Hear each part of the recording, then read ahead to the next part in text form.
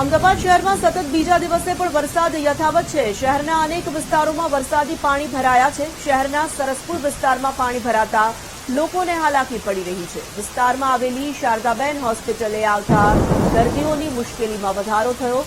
Saraspur police ચોકી નજીક રસ્તો જાણે કે બેટમાં ફેરવાયો હોય તેવા દ્રશ્યો જોઈ શકાય છે।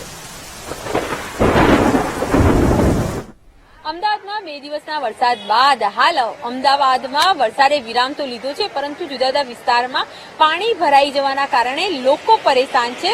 હાલ અમે સરસપુર વિસ્તારમાં છીએ। સરસપુર 4 રસ્તા પાસે જોઈ શકાય છે કે પાણી હજુ સુધી ઓસરવાનું નામ નથી લઈ રહ્યું અને સતત 2 દિવસથી આ વિસ્તારમાં પાણી ભરાઈ જવાના કારણે લોકોની જે મુશ્કેલીઓ જે છે તે વધી રહી છે, કારણ કે નજીકમાં જ શારદાબેન હોસ્પિટલ આવી છે અને ત્યાં જે એમ્બ્યુલન્સ છે તેઓને જ્યારે પસાર થવું પડે છે ત્યારે પણ આ પ્રકારના પાણીની હેરાનગતિ સાથે હોસ્પિટલમાં જવાનો વારો આવ્યો છે। કેટલાક વાહન ચાલકો પાણીમાં જવાના કારણે તેઓના વાહન બંધ થઈ જવાની સમસ્યા છે, જ્યારે આજુબાજુમાં રહેતા લોકોને પાણીમાંથી જ પોતાની જીવન જરૂરિયાતની વસ્તુઓ લેવા માટે બહાર નીકળવું પડે છે।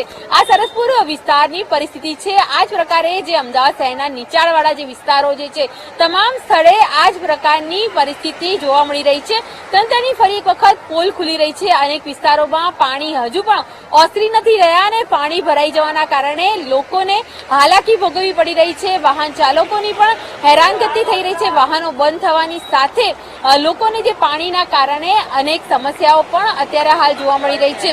આ વિસ્તારની હાલત કરીએ તો જે પ્રકારે સરસપુર 4 રસ્તાથી અંદરના વિસ્તાર જે નીચાણવાળા વિસ્તારો છે તેમાં કેટલીક સોસાયટીઓમાં પણ પાણી ભરાઈ ગયા છે, પરંતુ તંત્ર દ્વારા હજુ પણ પાણીના નિકાલને લઈને કોઈ કામગીરી હાથ ધરવામાં નથી આવી, જેને લઈને તંત્રને લઈને હાલ લોકોમાં ખૂબ જ રોષ જોવા મળી રહ્યો છે। કેમેરામેન નરેશ સોલંકી સાથે અનિતા પટણી, વીટીવી ન્યૂઝ, અમદાવાદ। ભારે વરસાદથી અમદાવાદ શહેરમાં સમસ્યા સર્જાઈ છે। ગોતા, ચાંદલોડિયા અને વંદે માતરમ સિટીને જોડતા માર્ગની જળ સમાધિ હોય તેવા દ્રશ્યો જોવા મળ્યા। વિશ્વકર્મા મંદિર પાસેનો રસ્તો વરસાદી પાણીમાં સંપૂર્ણ ડૂબી ગયો। પાણી ભરાતા વાહન ચાલકો અને સ્થાનિકો પરેશાન થયા છે। પાણીમાંથી નીકળવા જતા અનેક લોકોના વાહનો પણ બંધ પડી ગયા।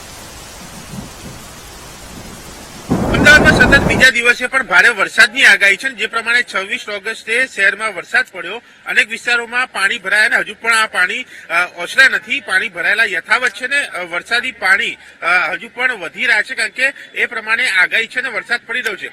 આ દ્રશ્યો છે ગોતા ચાંદલોડિયા વિસ્તારમાં આવેલ જે વિશ્વકર્મા મંદિર પાસેના જતા રસ્તાના, કે જે વંદે માતરમ સિટીને પણ જોડે છે અને ચાંદલોડિયા વિસ્તારને અને ગોતા વિસ્તારને પણ જોડે છે, જ્યાં જોઈ શકાય છે આ 2 વ્હીલર ચાલક અંદરથી પસાર થતા તેનું વાહન જે છે તે બંધ પડ્યું છે, તેને દોરીને બહાર લાવવા પડી રહ્યા છે।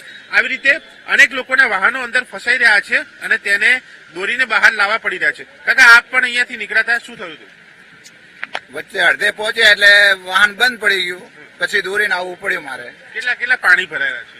લગભગ 3 થી ઉપર પાણી ભરાયા છે। અને ક્યાં સુધી? છેક સળંગ વંદે માતરમ છે 4 રસ્તા સુધી ભરાયેલો છે। અમે તમે શું? વંદે માતરમ, સુકન ગોલ્ડ અને આપણે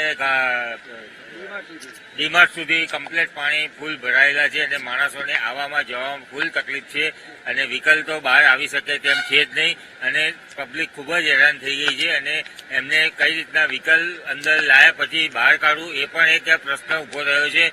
તો એને સોર્ટ આઉટ થાય તે જલ્દીથી આપણે આપણી જનતા માટે વિચારીએ એ આપણે હું રિક્વેસ્ટ કરું છું। ક્યાંય કોર્પોરેશનના કર્મચારી દેખાયા કામ કરતા?